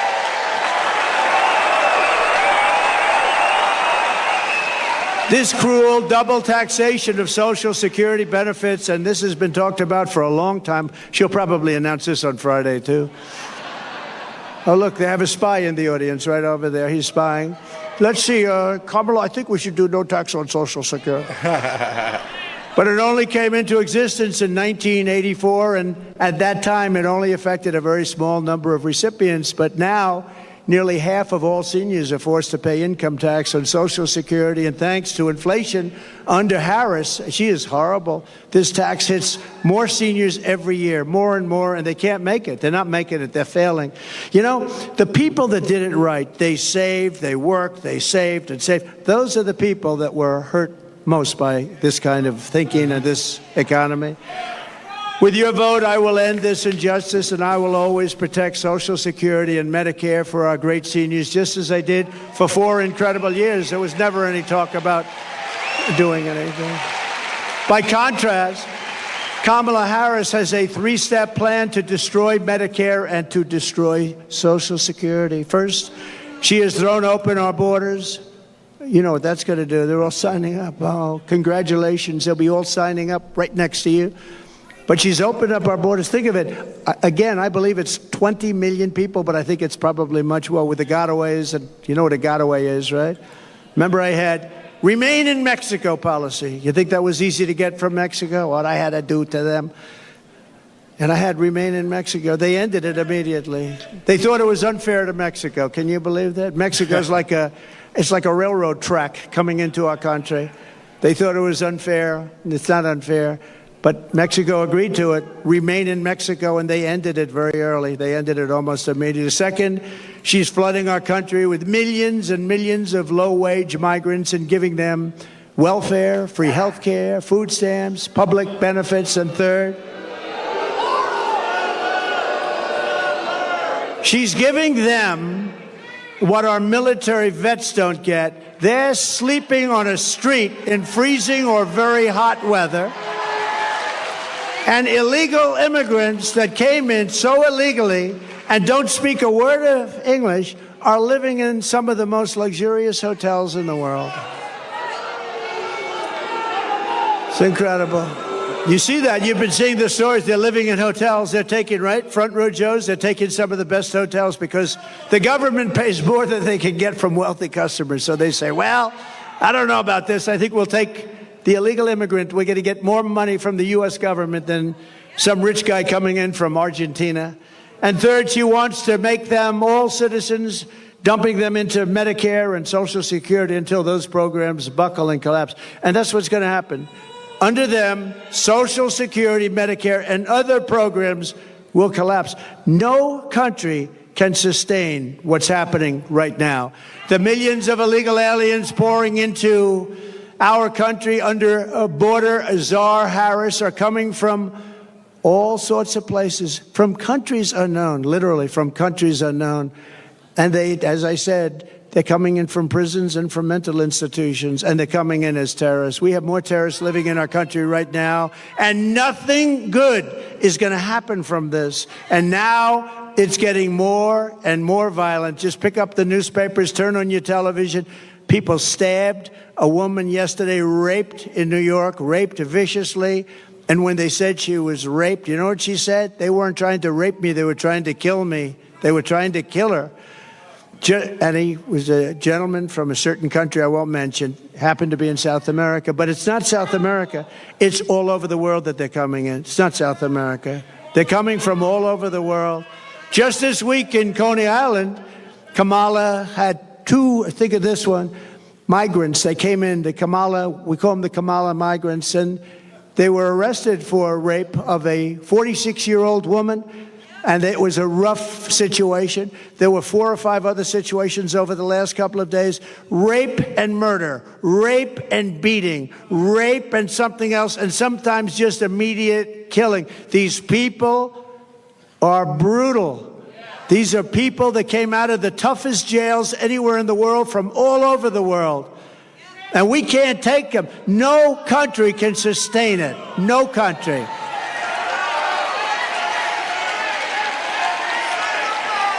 You're right. They all said I was wrong when I said that migrant crime will reach epidemic proportions. And now it's much worse than that. It's a lot worse than epidemic proportions. It's beyond control. We have a new category of crime. It's called migrant crime. And I think it's going to end up being the worst category of all. These people are tough. They're tough. They're mean, they're angry, and they shouldn't be in our country, and it's not going to work out well. The migrants that Harris let in are raping our women and hurting our children, and now Kamala wants to let them pillage Social Security and Medicare. That's what's going to happen. It will never happen. It will never even get close to happening if I'm in office, and I think you're going to have to put me in office because there's never been anything like this.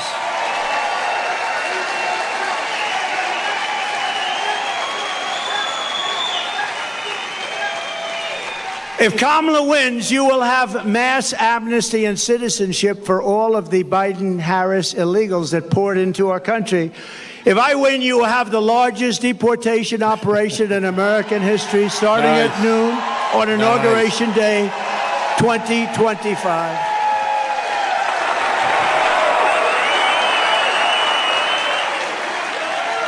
And you know, I don't say that happily because it's not an easy situation with so many people. It's not sustainable. But Dwight Eisenhower, General Eisenhower, President Eisenhower, he was very strong on borders. He felt that you cannot do this.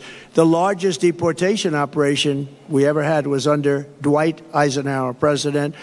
And he understood that it was not sustainable to have millions of people coming in. But what he went through is peanuts compared to what we're going through. Nobody's ever gone, no country, no border has ever gone through what we're going through, and they're destroying our country. The Kamala migrant invasion is also a major factor in crushing your wages and driving up the cost of health care and the cost of all of your goods. Millions of uninsured illegal aliens are getting billions and billions of dollars in free health care paid for by American citizens on your medical bills. It's right on your medical bills. You know, when you hear this, you get angry because it shouldn't happen. But what happens to them, they come up in caravans. I think I came up with that name. But they have caravans of thousands and thousands of people, many, many criminals in those caravans. Very dangerous, unbelievably dangerous for women. The women in those caravans are just absolutely, it's horrible what happens. I'm not going to tell you now. It's horrible. It's horrible what happens in those caravans coming up. It's a rough journey. But they come up because we have very stupid people here that say, if you come up, we will give you health care, Social Security, medical, school. You know, our schools in a lot of places are not, you can't even go anymore. They've taken the place of our students. They have people sitting in chairs that don't speak a word of English, and they're taking the place of our young children. The hospitals, a person told me the other day from San Diego, they said they can't get into a hospital anymore. The hospitals are being occupied by the illegal aliens. Somebody's got to take care. They're being occupied. And the reason they're coming is because people like Gavin Newsom and people like Kamala are saying, come, come, it's the American dream, come. They're destroying our country. We can't do it. We can't let it continue. You're not going to have a country anymore. People like Scott, brilliant Wall Street people, they're right about what they say. And that's also common sense. I'll tell you, it's all about common sense. The Republican Party is the party of common sense.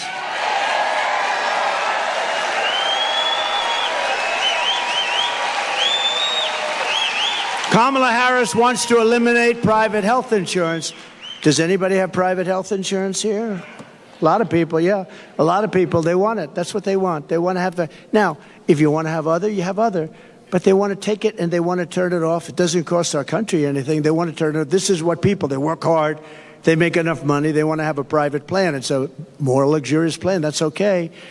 But they want to give free taxpayer-funded health care to every single illegal alien in this country. Kamala wants to do that. Now, she'll probably... Here's a little bet we'll make. She'll probably change over the next short period of time. You know, we said, what do you do with some monsters that we have? Monsters, some of the worst killers in the world, in detention centers. You know, they're in detention centers that we have along the border. And you know what she said? They have to be released. Released. We're going to release. These are murderers. These are killers. These are drug dealers. These are the worst people on earth. You don't get much worse. She said, now she'll probably change her mind on that too, but she wants to release. This is, remember, I said it before, a person that's considered far more liberal than crazy Bernie Sanders. He's crazy, you know, and far more liberal than crazy Bernie. This is considered worse. And we're not going to have a president like that. Somebody was saying last night on television that when the people find out, the wonderful Sean Hannity actually said it. Have you ever heard of him? Yes. But he said it, but everyone's saying it. When people find out about her, that she's a very liberal person, you know, they use the word progressive.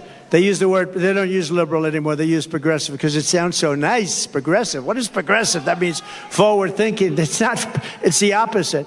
But she's the most liberal senator that we've had in 50, 60 years, I think probably ever, but far more liberal than crazy Bernie. By contrast, I'm going to keep the Affordable Care Act unless we can do something much better. We'll keep it. It stinks. It's not good. If we can do something better, we're going to do something with it. If we can do better, meaning less expensive and better health care for you, less expensive and better health care for you, then we'll do it. We're not looking better for the government. We're looking better for you. She goes around saying, well, he's going to get rid of the health. No, I'm going to keep it unless we can come up with something that's better for you and less expensive for you. Otherwise, we're not doing it. And you saw that having to do with Social Security. For 4 years, I was there, and for 4 years, I never raised the age. They're going to end up raising your age by 5 years. I never raised your age. I never did anything. I left your plan the way it was. Never touched it. I was there 4 years. Same thing with Russia. They said, oh, he's going to go and, you know, start a war or something. Well, you know what? For 4 years, Russia never went in to Ukraine. They waited till I got out, and then the army started to form. But, you know, if you go back with Russia, Bush let them have a lot of land. You know that. Obama, President Barack Hussein Obama, have you heard of him? Barack Hussein Obama let them have a lot of land. Now you have Biden. He's letting them have the whole thing, okay? The whole thing. But you had President Trump. What did Putin take under Trump? Nothing. Nothing. Took nothing. He took nothing under Trump, but he took under Bush. He took under Obama. Big, big stuff. He took it in Ukraine, in and around Ukraine, but he took nothing under Trump. But now he's going for the big one, isn't he, huh? We're going to deliver lower prices, lower drug costs, new options that will dramatically reduce the crushing burden of American patients. Kamala and Joe tried to take credit for $35 insulin. You know that. You know who did that? I did that. I did that. I did the insulin, and it kicked in. And you know, I remember when I did it, it had to be a statute. It was a certain statute that took a certain period of time. I said, I hope I'm elected because somebody's going to get a lot of credit for doing what I got done. I got it done, $35 insulin, and now they take credit for it. It's terrible. Terrible. They take credit for a lot of things they shouldn't be taking credit for. You know, if they said, congratulations, you did a good job on insulin, that would be nice. Nobody's going to go crazy about that. Congratulations, because insulin was impossible for people to afford. They were dying. They didn't get it. The expense was, I got it for $35. Nobody thinks it's like even possible. But they could say like, you did a great job, thank you very much. Or you did a good job. But instead, they say, we brought insulin in at $35. It's a lie. Kamala is fighting for health care for illegal aliens and fighting for health care for, and think of this, he's fighting for health care for people that are destroying our country. I'm fighting for health care for the American people, the people that are supposed to have the health care. The colossal influx of migrants into our cities is driving rent absolutely through the roof. That's why, and you know who's paying the rent? The government. Our government is paying rent. We're paying numbers that were not obtainable. In fact, if I ever went back into business, I'd buy some buildings in certain areas and I'll charge the government the highest rents you've ever seen. That's what they're doing. Some very smart landlords are getting a lot of money. That's why some of the luxury hotels are going into migrants. They can make much more money renting to a migrant than to wealthy people. But that's why, as president, I will seal the border. I will send them all back to their countries where they belong. Prices will come down and come down dramatically and come down fast.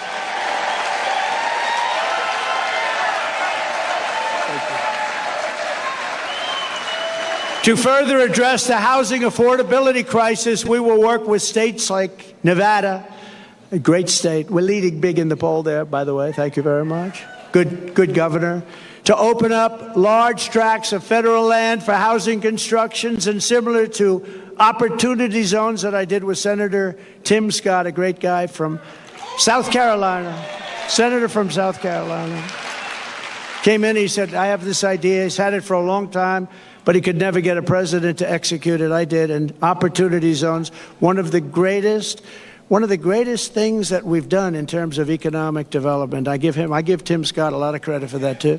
These areas will have low taxes, low regulation to stimulate rapid economic growth, maximum affordability, and the return of a thing called, which I always come back to, the American dream, because we've lost the American dream.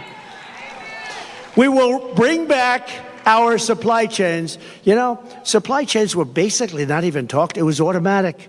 You have a thing, it's delivered from here to here. When this lunatic became president, with her, remember, she was there at every step of the way, but she was like silent because she was, I don't know, nobody respected her until she was the only choice left. They couldn't get anybody else. Did you see where they had the 12 most likely people to be chosen after Biden? And she was ranked number last, and she was the one that was picking. She was ranked below Tim. He was second, I think, second to last. We will bring back our supply chain. We're going to bring back our supply chains. We're going to bring them back from China and other foreign countries, ending costly supply chains. Those are supply chain disruptions. We're going to bring them back. We're going to bring them back fast as we reduce burdens on domestic manufacturers. American workers will make our critical goods better and cheaper. We're going to make them in our country, right here in the USA, right here in a place called North Carolina. Have you heard of it? Have you heard of it? We're going to have 10 to 20% tariffs on foreign countries that have been ripping us off for years. We're going to charge them 10 to 20% to come in and take advantage of our country, because that's what they've been doing for nothing. To take our jobs, we're going to charge them and bring back millions and millions of jobs by doing so, and billions of dollars. I did that with China. I took in hundreds of billions of dollars with China. Nobody ever took in 10 cents from China, and it slowed them down, and it made us much better. In fact, Biden's been unable to take those tariffs off China because it's so much money coming in, they don't know what to do. How do you replace it? Our current, he's on the take. Yeah, you're right. Do you come from North Carolina, sir? Where is the guy that said that? He's on the take. It's pretty good. I would say he could be right. He is right. Our current massive deficits will be reduced to practically nothing. Our country will be powered by growth. Our country will be powered by growth. We'll pay off our debt. We'll have all this income coming in. If people want to take advantage of our country, they have to pay to take advantage of our country. I will also restore peace through strength, and with the return of global stability will come the return of economic stability. We're going to have economic stability. You know, we have wars breaking out all over the world, and they asked the head of the Prime Minister of Hungary, very tough man, strong man, very, somebody that I always got along. I get along with the strong ones. I don't get along with the weak ones. Isn't that sad? That's a personality defect. Not the tough ones, but the tough ones are the ones we have to worry about, right? It's a good thing. But Viktor Orban of Hungary. So they asked him, what do we do? Wars are breaking out all over the world. He said, the answer is very simple. Make sure that Trump gets reelected president, and you're not going to have any more wars. You're not going to have any more problems. They respected him. They respected Trump. They respected Trump. He actually used a different word. I would not use that word, but he can. He said they were afraid of Trump because they had no idea where the hell I was coming from. With Joe, it's sort of easy to tell, isn't it? Yeah. The whole thing is crazy. You know what we're going through? It's crazy. They arrest their political opponent. They go after their political... The whole place is... Our country is like a different place. No more wars, no more disruptions. We will have prosperity and we will have peace.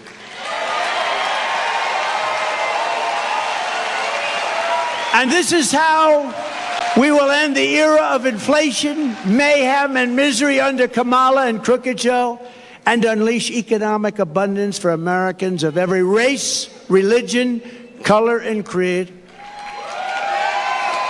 Together we will deliver low taxes, low regulations, low energy costs, low interest rates, low inflation, so that everyone can afford groceries, a car, and a home. Common sense. We will stop the invasion, end the migrant crime, support our great police, save Medicare, and save Social Security, which is under siege.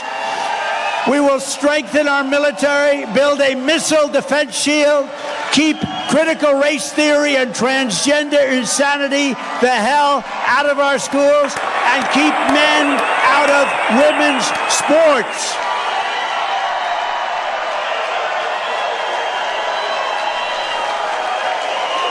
We will defend the Second Amendment, restore free speech, and we will secure our elections.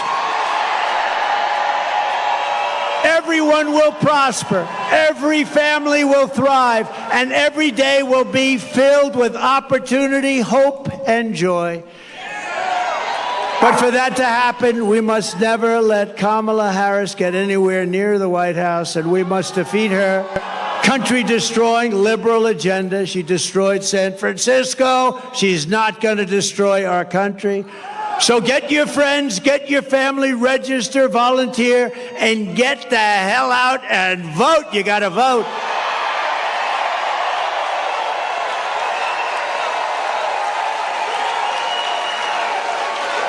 On November 5th, we will save our economy. We will rescue our middle class. We will put America first, and we will make America great again. Thank you very much. North Carolina, God bless you. God bless you all. Thank you very much. Trump talked for, looks like about an hour and 16 minutes. And in my estimation from watching a ton of these, I know some people think it was the same. No, this was different. This was different because he focused it on Kamala Harris. You want to talk about policy? Let's talk about policy. And he outlined a whole lot of policy, one right after the other. If you came in late, go back and watch the beginning of it. So many, I couldn't keep up taking the notes with them. He was firing on all cylinders today. No tax on tips, obviously. No tax on Social Security. higher tariffs on goods coming in. They're going to try and basically twist that around. They're going to try and say, oh, he's going to make your cost of goods higher, because what he's going to do is if he puts tariffs on these things, it's going to cost you more. No, make that stuff in America. He went after the Transformers. He went after the border. It was just one right after the other. He gave her an idea what you're going to expect at the debate. And so now she can do all the studying she wants, but she can't combat most of that stuff. That's just not in the repertoire of the Democrat nut jobs. They're not going to want no tax on tips. They're not going to want to extend the Trump tax cuts. They're not going to want to stop the stuff at the border. There were just so many things. She's not going to be able to swing at these pitches. It's just not possible. She's going to have to use the media and some of the nuts on the left to try and go after them, but she can't combat them. Who knows what she'll say on Friday, but it's not going to be this. She's going to be basically, we're going to go after millionaires and billionaires and trillionaires, and we're going to take their money. Okay, so what are you going to do about oil prices? You're going to drill? Nope. Not going to be drill, baby, drill. How about onward? You're going to let us go up and drill in Alaska? Nope, not going to do it. What about sales taxes? You're going to lower sales taxes? Nope, not going to do it. What are people going to do up in New York and New England, as he mentioned, when it gets cold this winter and oil heating oil becomes much more expensive? What are you going to do? What are your answers for all this? You see, as we get deeper into the calendar, more and more expenses get thrust upon people. I don't know how she responds to this. And if she responds narrowly by just talking about taxing more and Transformers and keeping... There's a good question. Hey, Kamala, you okay with boys playing girl sports? Address it. Just sit back. She has to endorse it. That's what they're built on. They're built on basically increasing the Transformer. Ooh, I almost said the bad word. The Transformer lifestyle. Notice what he didn't say in that hour and 15 long minute speech. What he didn't say is the thing that has no bearing right now, but it's 100% bearing on her. Trump didn't mention, unless you guys tell me otherwise, Trump didn't mention anything about the baby removal service. Why? Because it's not a presidential thing right now. It's the Supreme Court has moved it into the states. And if she brings it up at the debate or whatever, I would just look at the moderator and whoever it is and go, why are we talking about this? It's already settled law. There's nothing for us to discuss. It's a shadow. It doesn't mean anything. It's a straw man. Well, Trump wants to ban baby removals. No, I don't. I just want to follow the law. And just shut up. The law as it is today, as confirmed by the Supreme Court, is that the states will now determine how they want, each individual state wants to handle baby removal. I got nothing to do with it, Kamala. Why am I going to talk about it?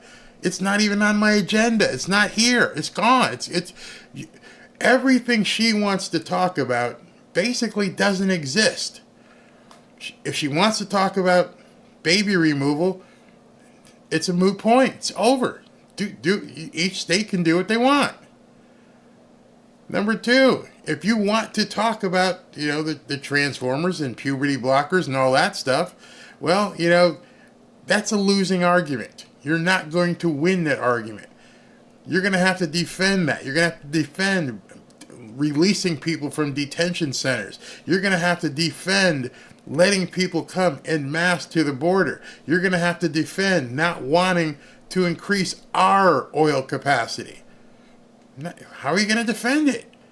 Are you going to get on stage and tell people I'm not going to allow you to have cheaper gas and better prices at the grocery store? How do you defend it?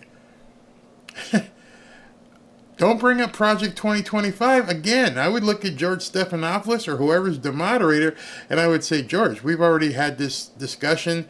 I've already told you I'm Agenda 47. I got nothing to do with Project 2025. In fact, and she could use her own basically think tank show, hey, listen, even Snopes has said it's not true. Take the bullets out of her gun right now, per se, that she keeps using. And she's got nothing.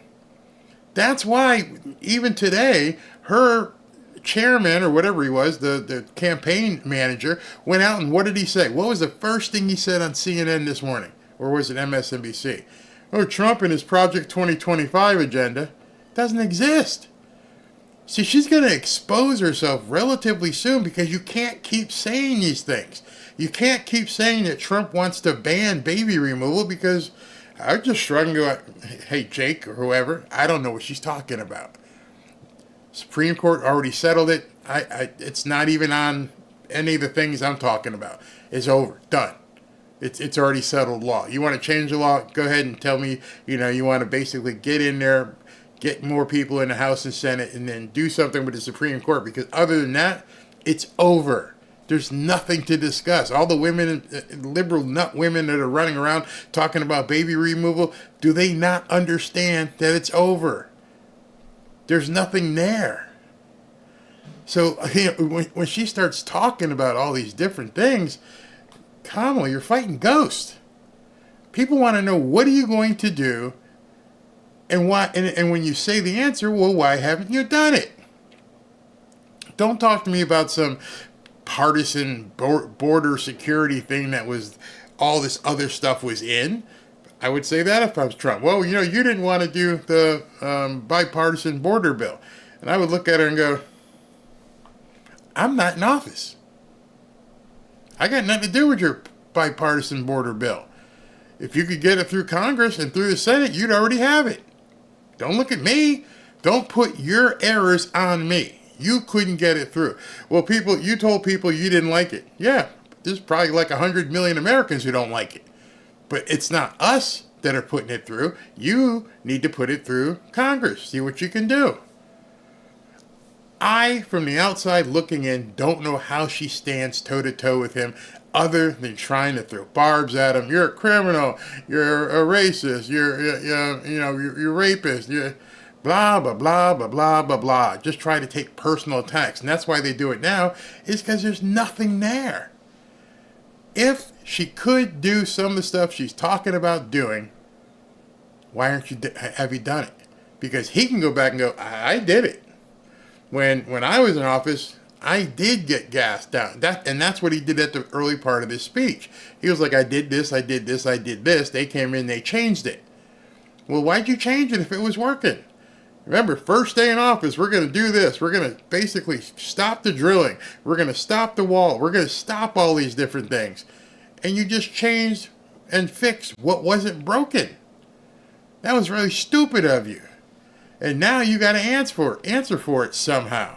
I really do hope that Trump does some more X broadcasts. I think he should do it, like I said, during the Democrat convention. Just come out there. Cindy, they got nothing. I mean, literally, they got nothing. If you really thought you had the goods, you wouldn't be hiding. You would do what matter of fact, tomorrow at 4:30, this guy's keeping me working. He's got another press conference scheduled in New Jersey. So he's going to go from here all the way from North Carolina. Not all the way, but from North Carolina, he's flying back to New Jersey, not Florida. He's going to do a press conference in New Jersey tomorrow at 4:30. If there's a feed, I'll go ahead and cover it so you guys can see it, because I know nobody else ain't going to show it except for the people who provide these feeds. But I just don't see, and anyone who has any doubt, all you have to do is look at what he said. If you have to watch it over, watch it over. He actually laid out a number of different things, and I don't know how she's going to come at each one of those things, because she can't. The only way she can is to lie. That's it. And if you stop her right if Trump is very strong, when she starts going down the baby removal avenue, and just say, excuse me, why are we discussing this? It's off the table. There's nothing to discuss. It's done. What's she going to do? Scream? Jump up and down on stage? Sorry. Supreme Court said what they did. I'm not on the Supreme Court. They ruled it this way. That's what it is. It's going to be ugly for her, and I know she's probably practicing a speech. You watch. I'm praying that he does the Democratic National Convention and he does a rebuttal on X, because I could probably write the speech that she's going to say. She's going to say something about baby removal. She's going to say something about Project 2025. She's going to bring up his criminality and say he's, been convicted of 34 felonies, which obviously doesn't matter anything anymore. She's going to say all these things because she can't talk about her record. If you could talk about what you've actually accomplished instead of the orange man bad, because that's her policy, just to let you know. Just to let everybody know. Her political career is based upon orange man bad. That's it. Let's be honest. Let's just call it as it is. Every single person that gets on television and talks on her behalf, all of her surrogates, all they talk about is orange man bad. None of them can say anything she's done positively to help Americans. Ask any of them. They can't. Even people, when they get them on television, or other people, can you name an accomplishment she's had as vice president? They can't. It's an empty vessel. It's absolutely crazy. And so I'm personally looking forward to it. I hope he goes live. I've got to jump. Thank you very, very much for tuning in. I got a show at 7 p.m. tonight, and it's about Kamala's team and how they're now starting to get a lot of heat from people they didn't expect they were going to get heat from. So if you can come back at 7, same bat channel, different time, we're going to be going over that, and I think you'll enjoy it. Talk to you soon. Thank you for tuning in tonight for the rally, but I need you back here at 7 p.m. Go get some dinner and get back here.